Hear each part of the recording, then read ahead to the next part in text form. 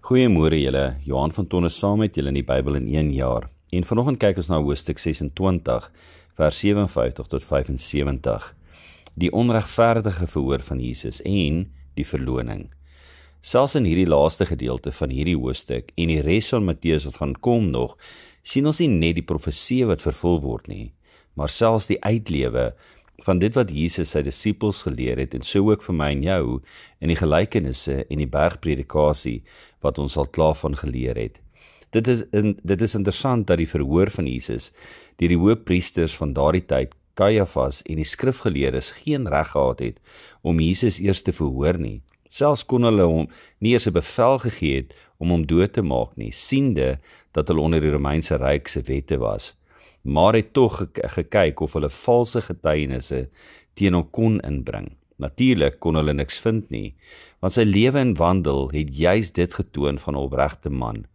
Hulle kon nie sê dat hy nie omgegee het nie, want hy het die skares gevoed. Hulle kon nie sê dat hy ongeskik was nie, want hy het altyd 'n sagte antwoord gehad en in liefde gewandel, mense genees en gesond gemaak, maar tog kon hulle 'n valse getuienis kry. Toe daar 2 was wat die volgende gesê het in vers 61. Maar op laas kom daar 2 valse getuies en sê, hierdie man het gesê, ek kan die tempel van God afbreek en dit in 3 dae opbou. Nou ons weet dat dit nie was wat Jesus gesê het nie.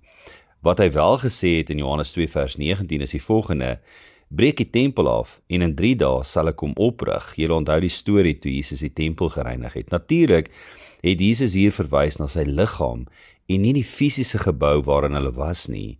Juist dit waarmee hulle selfs nou in hierdie gedeelte besig was hulle besig om Jesus se liggaam af te breek. Met Petrus wat saggies ingeglip het om van 'n afstand dop te hou wat gaan nou gebeur met Jesus. Moes hy gedink het aan Jesus se woorde en leringe terwyl hierdie valse getuienisse teen hom gebring word. Die hoëpriester vra vir Jesus wat het hy te sê, maar alhoewel Jesus meer as genoeg rede gehad het om hulle reg te help, het hy stil gebly. Want wat sou verdere woord help as dit wat hy klaar gespreek het en vir hulle gegee het op rotse geval het? As hy klaar gesê het dat hulle ore het, maar hulle wil nie hoor nie.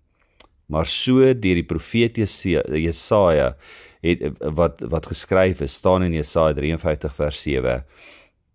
Hy is mishandel, hoewel hy onderworpe was, het hy sy mond nie oopgemaak nie, soos 'n lam wat na die slagpale gelei word en soos 'n skaap wat stom is voor sy skeerders. Ja, hy het sy mond nie oopgemaak nie. Jesus kon 10-1 baie te sê gehad het, maar as ons lam het hy nie sy mond oopgemaak nie. En toe Jesus opdrag gegee word deur die hoëpriester, deur die eed om te sê dat hy moet sê of hy die seun van God is, kon Jesus nie anders om te sê, hier het gesê. Met ander woorde, wat jy sê is reg. Maar in daai oomblik voeg Jesus die volgende by in vers 64 en hy sê, maar ek sê vir julle almal, van nou af sal u die seun van die mens sien, sit aan die regterhand van krag van God en kom op die wolke van die hemel. Jesus haal Psalm 110 vers 1 en 2 aan en dan Daniël 7 ook, waar daar onderskeidelik gesê word van die een wat sit aan die regterhand van krag en die een wat kom op die wolke. Wat nog meer nodig is om te hoor, wat nog meer, maar selfs toe wou hulle nie hoor nie. Dan gaan Matteus oor na die verloning van Jesus, net na die onregverdige verhoor, en die fokus skuif na Petrus wat uitgewys word dat hy 'n volgeling van Jesus was. 'n Baie bekende gedeelte, maar let op hoe die verloning meer in intensiteit geword het, soos hy die eerste, die tweede en die derde keer Jesus verloon het. En toe die haan kraai na die derde keer, kom Jesus se woorde in Petrus se hart op, dat hy Petrus, wat eers gesê het, vroeër in Matteus, dat Here, as almal u verlaat, ek sal u nooit verlaat nie. En nou met bitterlike droefheid besef hy, dat hy Jesus wel verloon het. Die belangrikste gedeelte hier is vers 75. En hy het buitentoe gegaan en bitterlik geween. Ons sien ware berou hier deur Petrus.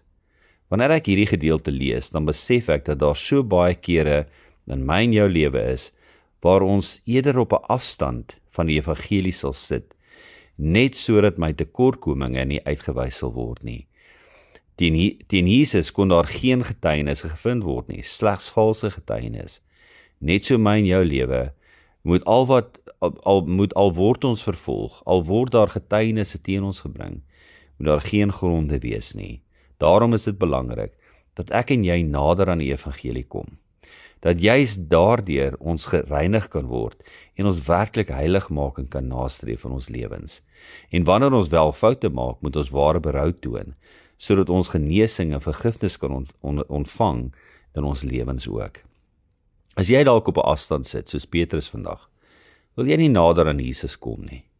Al word ons bespot en uitgeskel wanneer ons die evangelie uitleef, wanneer ons nie skaam oor die evangelie nie, weet dat eendag sal almal hom sien, nie net aan die regterhand van God nie, maar ook op die wolke wanneer hy terugkom as ons koning. Mooi dag vir julle.